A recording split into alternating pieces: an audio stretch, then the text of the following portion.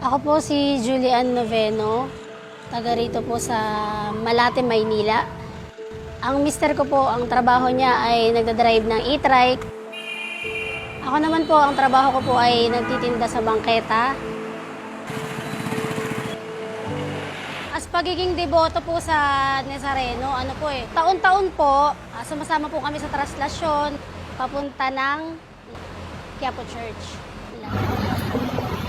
Hoy, kaway-kaway! Sumasamba kami sa mga larawan.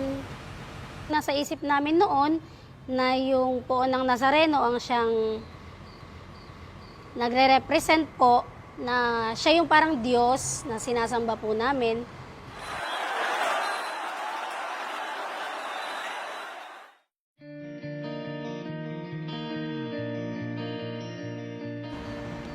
Bata pa po talaga ako, lagi ko nang tinitignan yung itong kapilya. Ba't kaya ang ganda ng simbahan ng Iglesia ni Cristo? Sa 9 na taon po namin dito sa tapat ng kapilya ng Iglesia ni Cristo na nakatira, madalas po, kapag ka po may nag-aanyaya po talaga sa amin, hindi po namin tinatanggap. Sinasabi po namin na, ay may gagawin pa po ako, tapos saka po namin isasara yung pinto.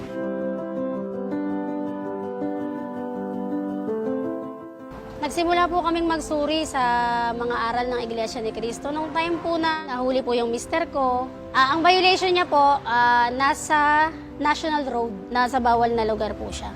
Pagdating po namin doon sa impounding, ayun nga po, may nangangaral, si Kajuban nga po, nanghihikayat po siya na makinig ng mga salita ng Diyos. Unang doktrina, wala po talaga ako, hindi pa po ako interesado. Kung ano man po yung sasabihin ng ministro po na si Kajuban. Ang sabi po sa talatang ating narinig Gusto ko lang pong marinig, pagbigyan ang imbitasyon. na ipinalit ng Iglesia. Noong una naman pong sumubok kaming sumamba, pagpasok pa lang po, unang-una, bawal po ang cellphone. Sabi ko, ay, bawal ang cellphone. Samantalang sa Katoliko, okay lang, kahit may dala kang phone. Magpa-picture-picture ka pa pagpasok mo sa loob. Ikalawa po, meron pong nag-guide kung saan yung babae at lalaki. Hiling namin sa inyo. Meron po bang itinuturo sa atin? Doon po sabi ko, napaka-organisado naman po ng kapilya. Makakapag-pray ka po talaga ng maayos at taimtim. Kasi wala pong magulo, walang nagsa-cellphone, walang nag-uusap-usap.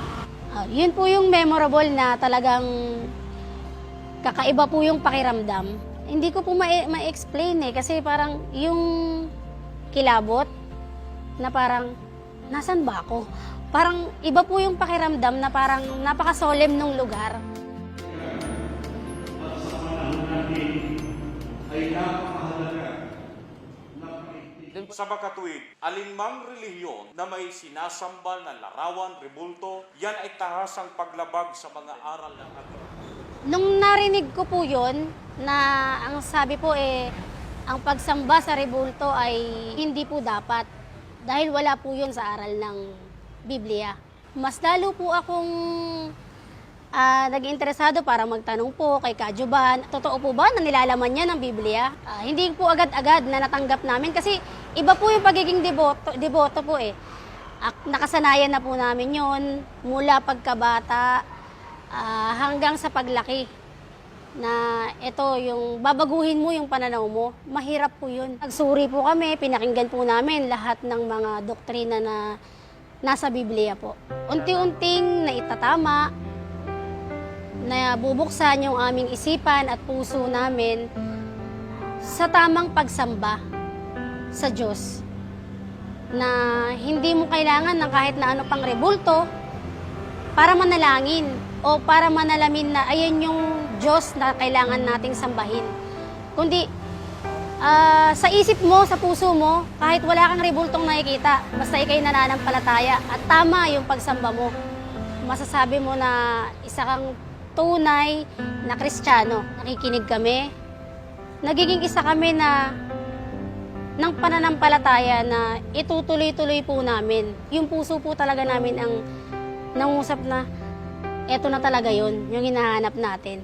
Pamilya din po naman namin, hindi naman po kami totally kinukutya, kundi napakalaki po ng mga katanungan nila. Ano yung rason nga namin kung bakit po kami nagpadoktrina. Isa lang naman po yung sinasagot namin eh. Ang sinasagot lang po namin sa kanila, subukan nyo po. Habang nakikinig ka, habang narinig mo yung mga aral na itinuturo na sinasampalatayanan ng Iglesia ni Cristo, na nakasulat naman po talaga sa Biblia, yun po, yung puso mo yung magde-decide na umanib. Nabautismuhan po kami August 23, 2020. Nung nabautismuhan po kami, napakasarap po sa pakiramdam.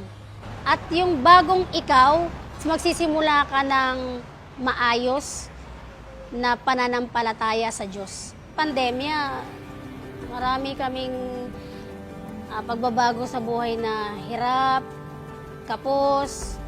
Hindi po natigil yung pangsambang-sambahayan. Yun po yung nagbigay daan sa amin na ang Diyos laging nandyan lang para handang tumulong sa atin anuman yung ating pinagdadaanan. Sa loob ng 9 na taon na nandito lang kami, malapit lang kami sa kapilya ng Iglesia ni Cristo, tapat lang kami yung bahay namin. Maraming beses na naanyaya kami, pero lagi namin pinagsasarahan. Ang narealize lang po namin, sana noon pa namin natutunan kung ano po at paano ang tunay na pagsamba sa Diyos.